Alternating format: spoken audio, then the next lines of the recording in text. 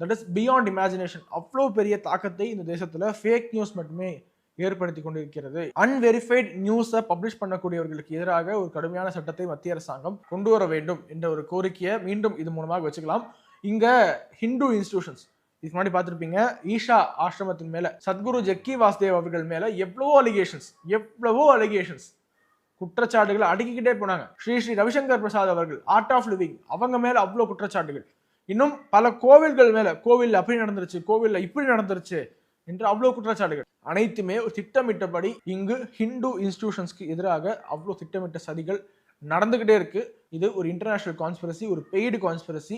Local இருக்கக்கூடிய பல பேர் அதற்கு துணை போயிட்டு இருக்காங்க. அவர்களை எக்ஸ்போஸ் பண்ண வேண்டிய நம்மளுடைய கடமை. அதை தொடர்ச்சியாக செய்து கொண்டே இருப்போம். தர்மசலா கேஸ் குறித்து ஒரு பொதுவான ஒரு விழிப்புணர்வு தேவை. அதற்காக தான் இந்த வீடியோ பதிவு பண்ணியிருக்கோம். மக்களாகி நீங்கள் அதிகமான பேருக்கு ஷேர் பண்ணி தர்மசலாவினுடைய உண்மையான கடன்